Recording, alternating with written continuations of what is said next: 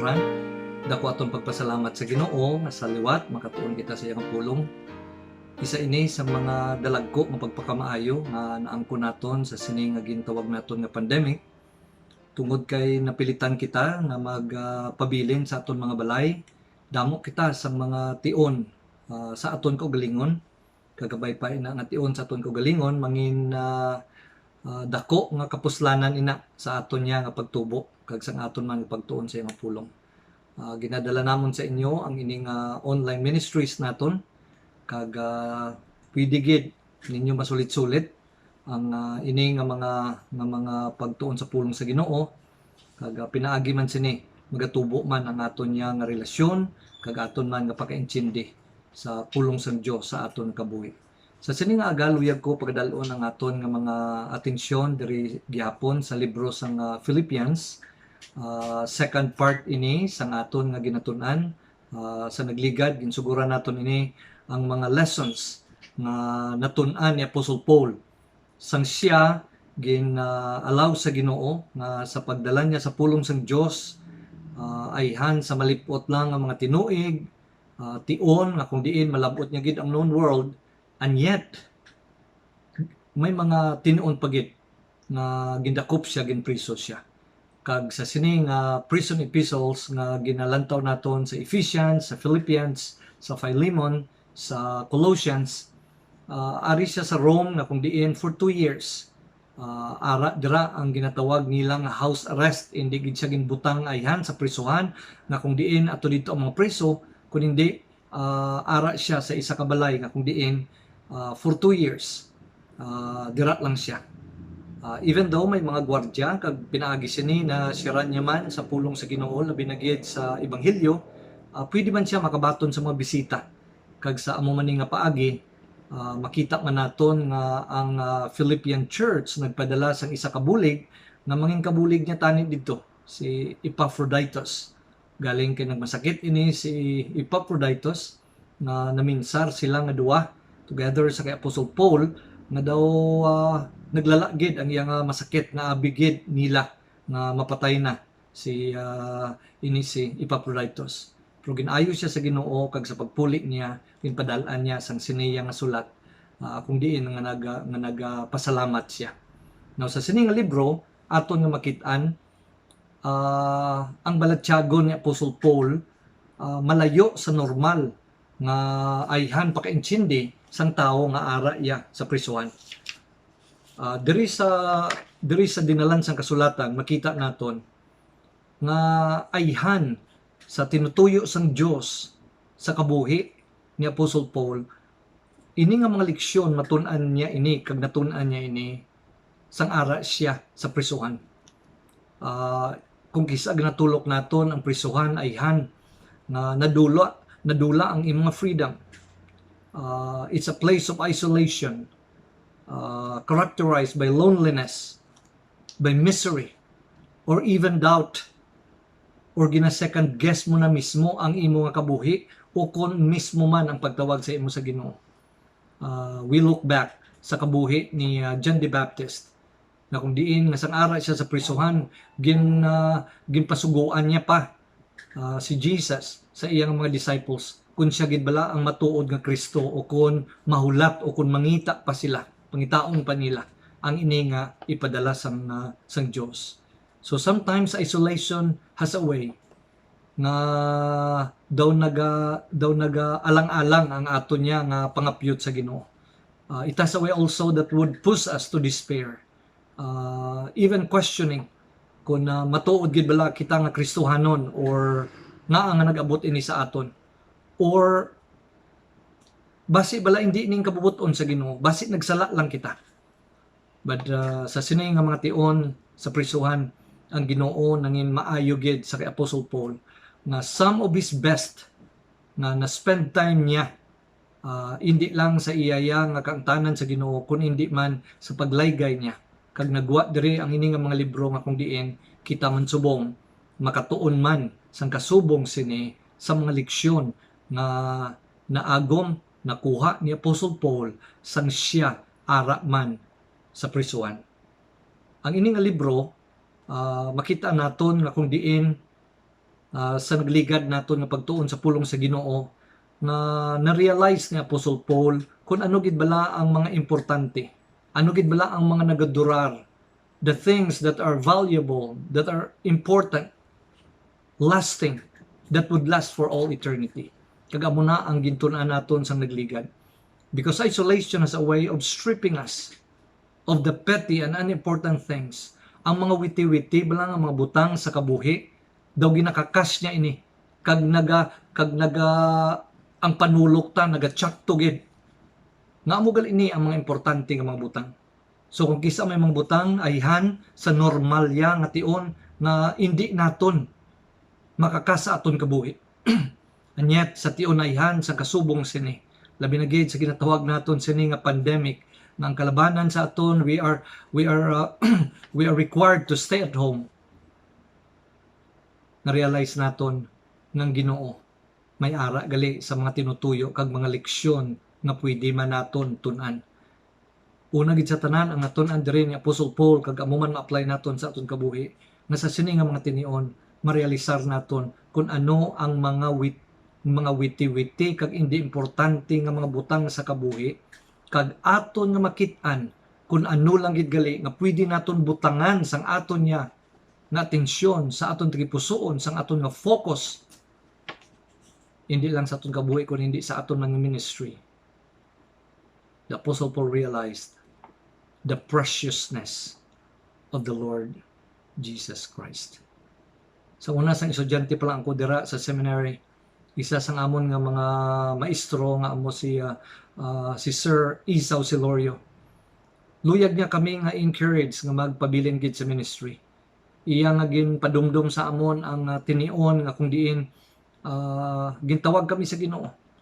Halin ayhan sa mga damgo kung mangin ano kami tubtob nga amon ina gin-surrender tanan kag ginhatag namon ina sa Ginoo. And the greatest thing nga amon nga na-eksperyensyahan, amon na intindihan nga kami gintawag sa Ginoo. Ang katamis ni Kristo Hesus sa amon kabuhi. So amon yung pag-encourage niya sa amon. Ayan kung maglakat ka mo sa mga kasimbahanan, ayan kung mag-alagad ka mo. May mga tao ayhan nga mag-lockdown sa inyo. May mga magsupak, pakigbato sa inyo. Kag sa rason ayan sa sining mga tao magtalikod ka mo sa ministry. Amon yang yagin laygay sa amon. Baliki lang ang pagkatinawag sa imo sa Ginoo. Baliki lang ang tion nga sang pagtawag niya sa imo, siya lang gid ang nakita mo. In other words, if there would be a reason for us to stay, to persevere, to continue to be faithful, it's because of the Lord Jesus Christ.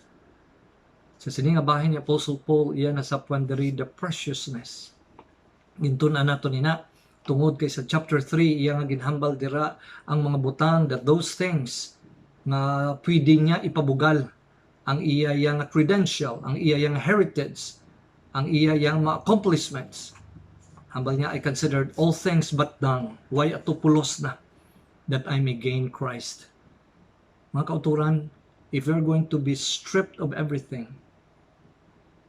we will find out that God is more than enough sa aton niyang mga kabuhi. So kabay pa sa sining nga tion, nakalabot naman kita sa amo maning nga relasyon. Ginoo, you are precious to me. Ginoo, bililhon ka.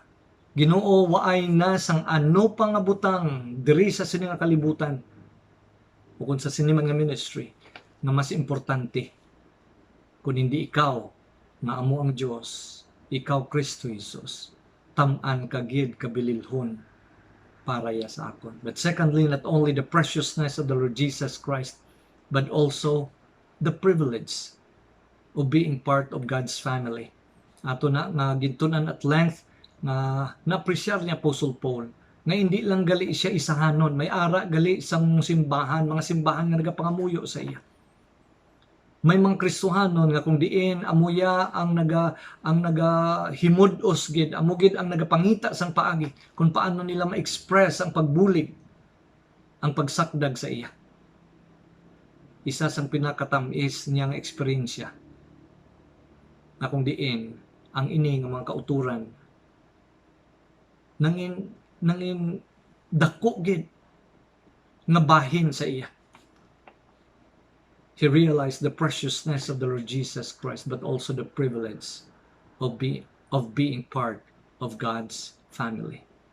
Sa sining aga, luyag kong pagkadalon ang atod nga pangunahuna sa ikaduha nga leksyon na makita naton sa sining nga mga prison epistles nga nakit-an, na eksperyensyahan ni Apostle Paul. Diri pagkadalon ko ang inyong atensyon diri sa pangunahuna bala nga kung diin ini nga libro napun-an ini sang kalipay. This is a very joyful book. 16 times ang pulong nga joy o kung rejoice makita naton sa 104 verses in the book of Philippians. Hambal sang isa, joy is a feeling of great pleasure and happiness. Now daw suli, daw baliskad ini sa iyang sitwasyon subong. Paano siya ang iyang kabuhi na punan sang balatyagon with such a great pleasure and happiness. Daw ka importante ini nga leksyon. Kaysa sining COVID-19 pandemic, para sa aton, this would never be equated of the greatest lesson that we would learn, that this is a time of rejoicing. Sa sining ation aton ini nga gina-equate sang isolation, gina-equate naton ini sang misery, gina-equate naton ini sang kungkisa sa mga second guessing, a loss of freedom. And yet for the Apostle Paul is concerned, this was the time when he discovered he has found the real joy. Real joy in spite of his circumstances. Real joy in the midst of being locked up, locked down. Nakita niya ang ining kalipay. Na mga kauturan, ang pulong sa Ginoo nag-emphasize ang pulong nga joy, hindi happiness, because happiness is dependent on happenings. So kung maayo gani ang mga nagakalatabo, then ini nagadala sa aton sang kanaming abalatyagon. Pero ini siya amo ang ginatawag that joy, it's more than just happiness. So as far as the Apostle Paul is concerned, one of the greatest discoveries nga iyang nakitaan, iyang natun-an, kagitudlo siya sa Ginoo, amo ang that he found the real joy.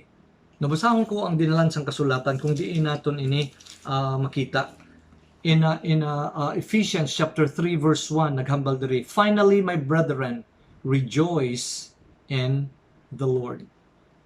In chapter 4 verse 4, rejoice in the Lord always. And again I say, rejoice. Siya pa nga ara ya sa prisuhan, siya pa ang nagalaygay kag naga-encourage sang sini nga mga Kristohanon nga mangin malipayon sila. Rejoice in the Lord always. And again I say rejoice. Finally my brethren, rejoice in the Lord.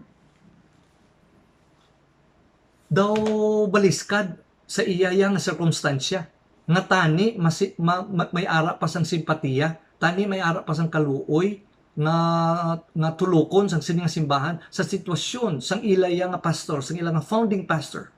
Anyat ang ilang nga founding pastor nga subong nagpadayon sa pagdala sa pulong sa Ginoo kag pagtanom sa mga simbahan sa iban pa nga mga duog nga subong ari sa prisuhan, siya pa ang nagalaygay sa ila nga aton niya enjoyon.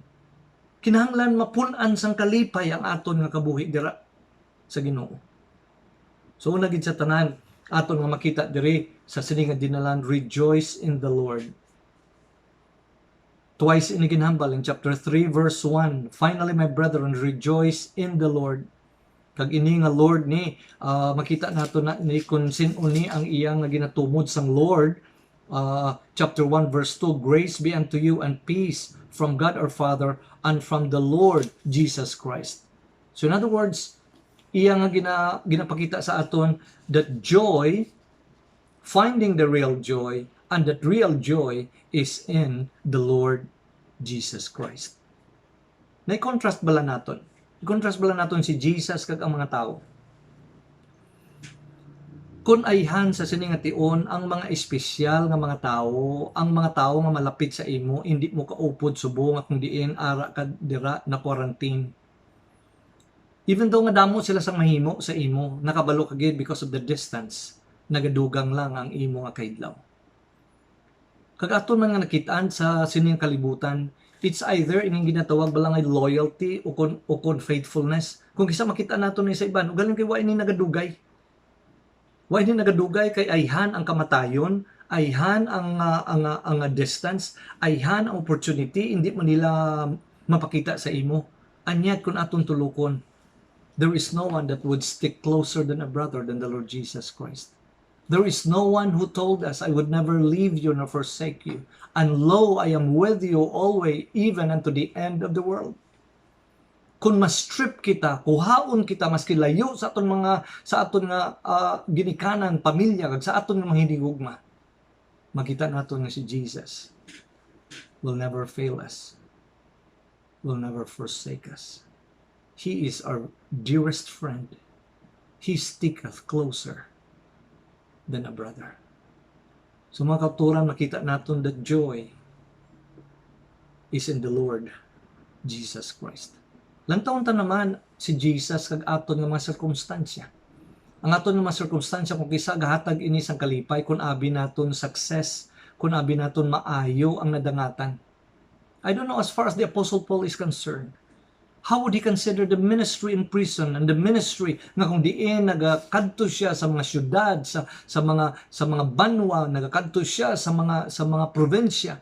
Makita niya kung paano luwason sa Ginoo ang mga hintil, ang mga pagano, paano ini kambyuhon sa Ginoo, ipaliso sa Ginoo, halin sa kadulom, pakadto sa kasanag. And yet all of a sudden, for 2 years, he was locked up in prison, in a house arrest. I know kung kisa mahambal kita, labi na gid sa amon ayhan nga nagwali sa pulong sa Ginoo. Maano na lang kita kung hindi kita makawali? Ano na lang ang matabo sa aton? Circumstances. Masapwa naton nga sa sining nga tion ayhan nga waay gid kita nakasiparar sa kaugalingon ta nga enjoyon ta ang Ginoo, ang iyang fellowship, ang iyang pulong, ang iyang pagtudlo. Personally, this is a good time for me. Nga waay na sang sala-sala kung hindi sa pagpamalandong, sa pagtuon sa iyang pulong. Ayhan way pation sa akong kabuhi, akong diin, nagalawig ang akong pamalandong, nagalawig akong pagtuon sa pulong sa Ginoo, nagalawig ang akong nga pagpamati sa pulong sa Ginoo. Then during this time, then I realize ang aton gali nga kalipay napundar kag napasad lang gid dira sa kay Kristo Jesus, hindi sa mga sirkumstansya sa sini nga kabuhi. Na kung lang tawon naman naton si Jesus kag ang aton niya nga health. Kung kisa ang aton niya nga mga balatsyagon nga manabi, depende man na kung waay kita sa ginabatsyag nga masakit. Pero kung may ara na gani kita sa ginabatsyag, kung may ara na gani kita sa mga maintenance, may ara na gani pagsaka sa aton nga blood pressure, may ara na gani pagsaka sa aton nga mga sugar, then all of a sudden, daw ang aton man nga kalipay o kung balatsyagon nga daw kanami, daw nagakadula man. Pero kabalugid kita sa tion ayhan nga nagamasakit kita o kung maayong lawas naton. Sa tion ayhan nga makusog kita o kung sa tion naman nga subong daw ay kagid sa mahimo. Kay na-lockdown kita. Ang aton nga kalipay, ara lang dira sa kay Kristo Jesus. Yes, the Apostle Paul found the real joy, and that joy is found on Jesus. Na kung aton bala pamangkuton, ano ang ginahatag ni Jesus sa aton nga kalipay? Kung akong dumdumon ang iya pagigugma sa akon kaluwasan, waay na sang isa nga makahatag pagid sang dako nga kalipay sa akon. When I think of His mercy, when I think of His forgiveness, when I think of His acceptance, when I think of His assurance, kag nagapertain ini sa ako nga kaluwasan, waay na sang isa pagid nga makahatag sa akon sang dako ang kalipay. Kung kung gina-entertain mo bala ini sa imo ya bala nga mga paminsaron, am I good enough? Will He ever accept me? Did I do enough to please Him? No, kung gisa ini mga tawhanon lang ini nga paminsaron kung paano naton ayhan mag-gain ayhan ang approval, ang favor sa Ginoo. And yet when I look at my salvation, sa ginhimo ni Kristo Jesus dito sa cross, iya pagigugma nga ako nga makasasala ginigugma niya. Na instead tani ang iya nga paghukom magalabot sa akon kay ako makasasala, iya ako nga ginlabot sa iya nga kaluoy. Kagang akon nga sala nga hindi ko pwede mabayran maski anong himuon ko, ginugasan sa dugo ni Kristo Jesus. Ginangkon, ginbaton niya ako, hindi tungod sa akon nga mahimo sa iya, kundi hindi tungod sa iya nga paghigugma. He accepted me as I am, and He assured me sang sina nga kaluwasan. Mga kauturan kagabyanan, way na sang dako nga makahatag pa sang kalipay sa akon. Way na sang makahatag sang dako nga kalipay maski kay sinuman. Ginatubang ta ayhan ini nga pandemic o kung ginaatubang ayhan naton sa katapusan sang aton nga kabuhi, nothing will ever give us that feeling of great pleasure and happiness to know that Jesus loves me. Jesus loves me. Kagang akon niya nga kaluoy, kagang ang akon pagbaton sa akon, kagang akon nga pagpatawad, nakit-an ko lang sa kay Kristo Jesus. Isa sa mga dinalan sa kasulatan nga makita naton diri sa Luke chapter 10 kung paano ini gin-explain bala ni Jesus. Kaya ang iya nga mga disciples, may ara sila sang kahigayunan na kung diin, ginatagan sila sang gahom nga maski ang mga malain nga espiritu napagwa nila. So sa pagpuli nila, naghambal sila kay Jesus kung ano ang natabo sa ilang ministry, pero tigid kasadya sa ila. Nasadyahan gid sila nga nakita nila ang gahom nga gin-allow sa Ginoo nga pwede nila gamiton even to drive away demons. Pero si Jesus, gintadlong ang ilaya nga mga paminsaron sa paghambal niya sang kasubong sini. In Luke chapter 10 verse 20, notwithstanding, in this rejoice not, that the spirits are subject unto you, but rather rejoice, because your names are written in heaven.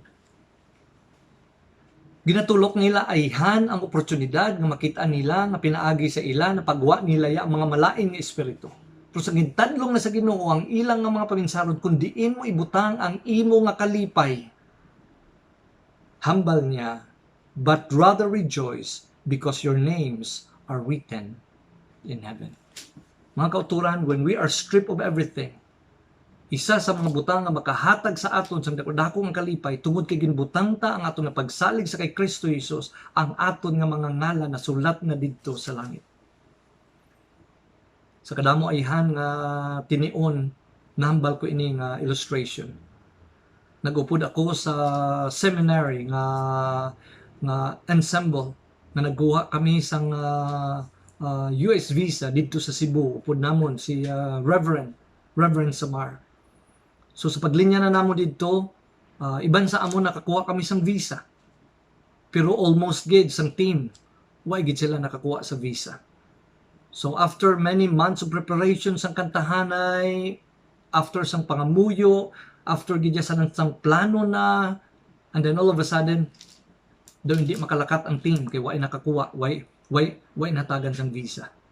Pagkagabi during sa amon nga devotion, sa back sang mind ko siling ko ano ayhan ang ihambal ni Sir sa amon to encourage us, to encourage the team kay daw na discourage gid ang team. Sa sadto nga gabi nag-abri siya sa pulong sa Ginoo, nagbase sa sang bersikulo kag amo ning ginhambal niya sa amon. Sa sining adlaw, way kita ginhatagan sang visa. Pero pasalamat lang gid kita sa Ginoo. Kay maski way kita ginbaton, pasalamat kita sa Ginoo sang kaluwasan nga naangkon ta sa kay Kristo Jesus. Sa likod sa pinsar ko, what has salvation has to do with being rejected by the US Embassy? I mean, why ka nakakuha sang visa? Ano ang koneksyon sang kaluwasan sina? Now, kaputot palang gali sa tungat yun na akong paka-intindi sa akong kaantanan sa Ginoo.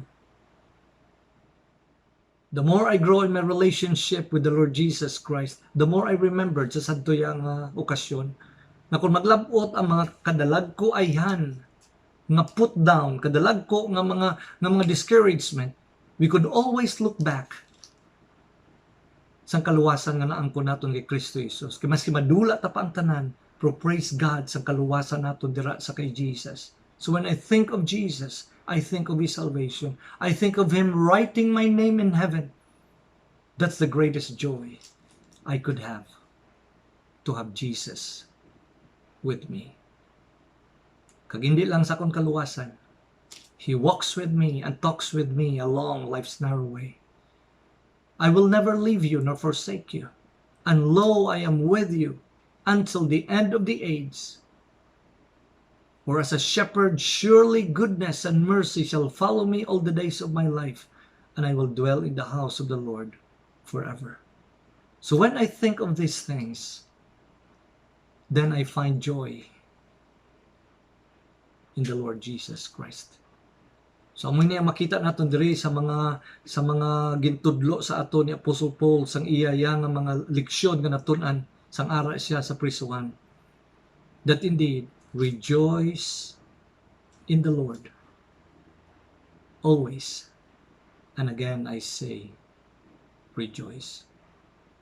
But secondly, after sini that joy is in the Lord Jesus Christ, luyog ka man isugpon diri that also joy is the product when the Holy Spirit controls us.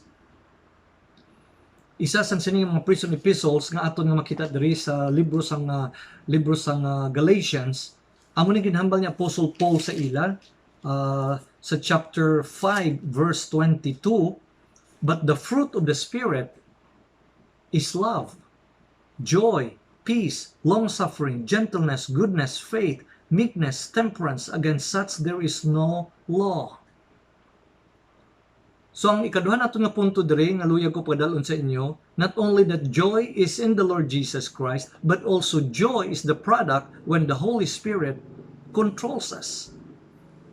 Isa man diri sa mga prison epistles nga makita man natin diri sa Ephesians chapter 5 verse 18, be not drunk with wine wherein is excess, but be filled with the Spirit, speaking to yourselves in psalms, hymns, spiritual songs, singing and making melody in your heart to the Lord, giving thanks always for all things unto God and the Father in the name of our Lord Jesus Christ.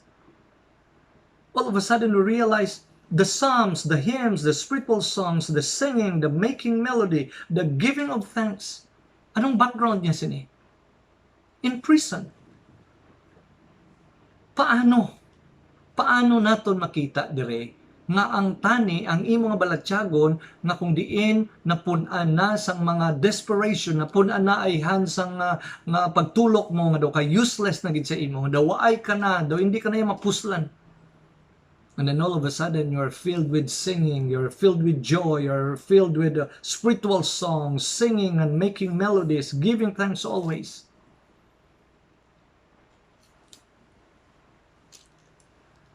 What is bothering us?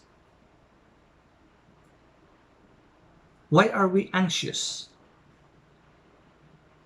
Nga daw na punaan kita sang mga pamuna-una nga hindi mayo. Na kung aton gid ini nga kutkuton, aton nga masapuan, ini nga nagabother sa aton because of our overthinking. Kag ang overthinking naton, instead nga maminsar kita parte sa Ginoo, nagpaminsar kita spiraling down. Ano ayan ang matabo kay ari kita diri? Ano ayan nini kay nagamasakit ako? Ano ayan nini kay nagaubo ako? Ano ayan nini kay ginhilanat ako? Ano ayan? Overthinking. And the more nga sa kita paminsan nagapanaog na ang atong balatsyagon tubtob sa uli daw nagapraning na kita. Some of us probably are nursing our pains or hurts. Ang aton ng pirmadumduman, ang mga kasakit naton, ang pag-put down sa aton sa mga tao, ang mga pulong nagabalik-balik gid nga daw nagagaling gid sa aton, nga daw nagangut-ngut gid sa aton nga mga paminsaron kag sa aton nga kalag tubtob sa ulihi. Ang aton kasubo, ang aton niya nga balatsyagon nga daw nahaubos. Amo na ang nag-overcome sa aton niya. Now let me give you an illustration. Hindi lang isa ang naghambal sa akon. Nga sila niya, pastor, amo ning natabo, sinya ay kasunlog man. Nga sa tion pa, nga amo na, nga abi ko, na-expose ako, amo man to nga tion, nga doon nagsagrak man ang akon nga tutunlan, nga daw napaos ako, and then nag-ubo ako, tapos daw nahilanat ako.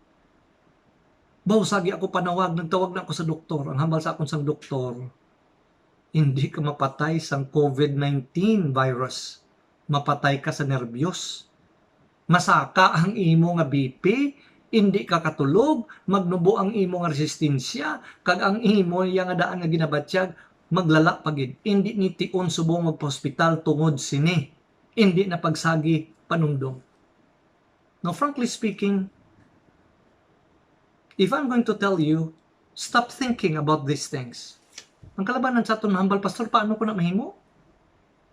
Paano ko mauntat ang ako nga pinsar nga hindi ni magangot-ngot kag hindi ini siya amo ang magatulod sa akon panaog nga nagalahuay na ang ako niya nga balatsyagon kag pamatsyag subong tungod sang ako niya nga paminsaron nagasakan ang BP ko.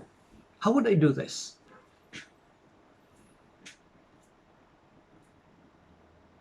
Humanly speaking, hambal sang iban positive thinking. But it has nothing to do with the Word of God. The Word of God would tell us, be controlled by, with the Spirit. So kung ang ini nga mga butang, amuna ya ang nagakuha sang aton nga kalipay, nagakuha sang aton nga kalinong, tion na ini nga ipakontrolar na naton ang aton nga mga paminsaron sa balaan ng Espiritu. Basahan ko bala sa inyo ang ginhambal diri sa pulong sang Dios in Philippians chapter 4.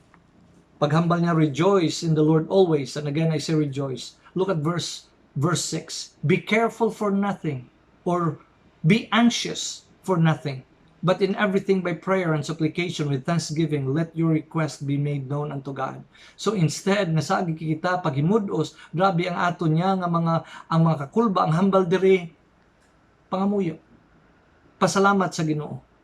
And verse 7, and the peace of God, which passeth all understanding, shall keep your hearts and your minds to Christ Jesus.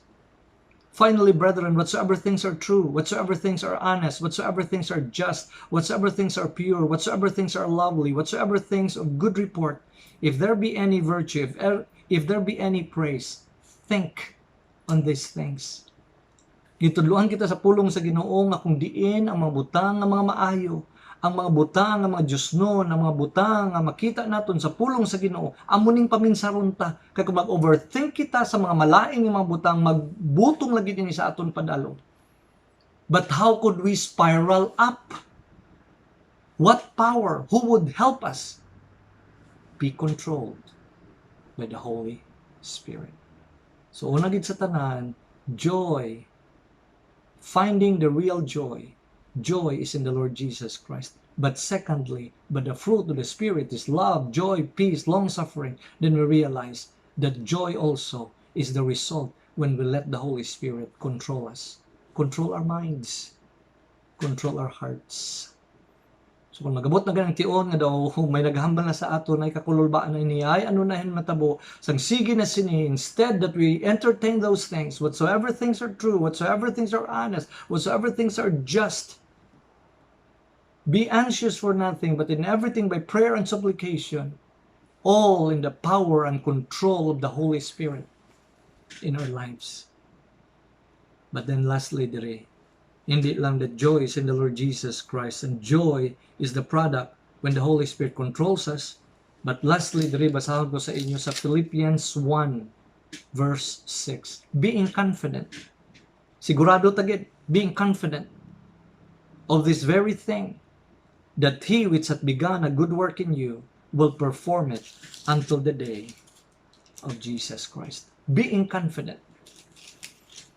May arab la kita kumpiyansa na ang Ginoo nga mo nagluwas sa aton, hindi niya kita pabayan. So thirdly, not only the joy is in the Lord Jesus Christ, not only joy is the product when the Holy Spirit controls us, but also joy is believing. Joy is trusting.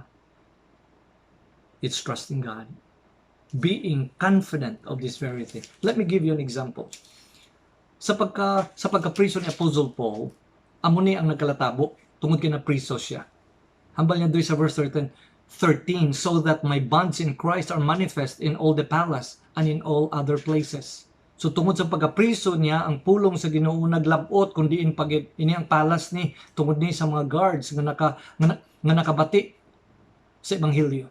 In verse 14, and many of the brethren in the Lord, waxing confident by my bonds, are more bold to speak the word without fear. Ang iban pagit tungod kay nakita nila, nag-isog pagit sila sa pagwali sa pulong sa Ginoo. Verse 15, some indeed preach Christ even of envy and strife, some also of goodwill. So ang iba naman niya nagwali sa kay Kristo tungod sa kahisa. Ang iba naman niya tungod sa maayo man nga kabubuton. So verse 16, the one preached Christ of contention, not sincerely, supposing to add affliction to my bonds. Pero ting experience niya, no? In other words, ini man sila do mga pariyo man ini sa iya nga nagadalaman sa pulong sa Ginoo. From ila nga pagwali, amo ang pagyaguta, amo ang pag-put down sa iya, nga base pa lang sa pinaagi sini, madugangan pagid nila ang halit kag ang sakit nga ginaagyan ni Apostle Paul. Look at verse 13, but then notwithstanding every, whether in a pretense or in truth, Christ is preached. I therefore do rejoice. Yes, I will rejoice. For I know that these shall turn to my salvation through your prayer and the supply of the Spirit of Jesus Christ. Ang mga sirkumstansya nga hindi niya makontrolar sa guwa sang prisuhan, basta lang nahibalaan niya nga nawali lang si Kristo Jesus, nagakalipay siya, niya, I therein do rejoice, yes will rejoice, for I know that this shall turn into my salvation, into my release. Nabalaan ko ini. Mga kauturan ko mo ay isang pagpati, pagtuo sa aton nga mga tigipusoon, that God would never leave us nor forsake us. Kuno ay ayhan ina ang dako iya nga paglaom, why gid ina iya ang confidence sa aton. No wonder why sang kalipay subong sa aton. Napunan kita sang kasubo, napunan kita sang worry, napunan kita sa pangalang-alang. Pero kung kita nagasalig nga ang Ginoo, for I know that this shall turn to my salvation through your prayer. Sa pagpangamuyo, there is healing. Sa pagpangamuyo, may ara dira sang pagluwas sa Ginoo. Sa pagpangamuyo, nga malabot ikaw, kag malabot ako. We believe that God will see us through. So there are two lessons na nga ato nga na-cover diri. Ang first lesson, that you realize what were really valuable, important, and lasting in life. But secondly also, he found the real joy. And that real joy is found in Jesus. That real joy he found is the product of the Holy Spirit controlling us. But also that joy is trusting God that he who hath begun a good work in me will continue to do it until he would bring me to glory. Kabay pang ini nga mga pagpamalandong naton sa pulong sa Ginoo. Hindi lang nag-agunto, nag-aantos kita. Kung hindi sa siningation, we found the real joy. We found, Ginoo, ikaw lang gid kalit. O balang espiritu, kung madakop na ako sang sining nga mga pangnahuna, sang sining nga nervyos, o Ginoo, take control of me. Kung diri man natin makita that in trusting in Him, we maintain sang sina nga confidence, sang sina nga joy that only God could give. Magapangamuyo kita. Ginoo, salamat gid. Ginalaw mo ini sa amon, pero may ara ka mang Ginoo sang tinutuyo. Not to make us bitter, na magpait na kami Ginoo, but Lord, to make us better Christians. Kabay pa makita namon ang kalipay sa sining nga mga sirkumstansya, mga sitwasyon namon. Amon kalipay nga dira kay Kristo, amon ka kalipay Ginoo, nga resulta ini kun ang balang espiritu amon nagakontrolar sa amon. Kag ini nga kalipay magapabilin kun kami magapadayon na magasalig, magatuo sa imo. Pakamayuha Ginoo imong mga pulong kang tagsa-tagsa nga nagapamati sini. Ini Ginoo ang amon na pangayo sa imo sa ngalan ni Jesus. Amen.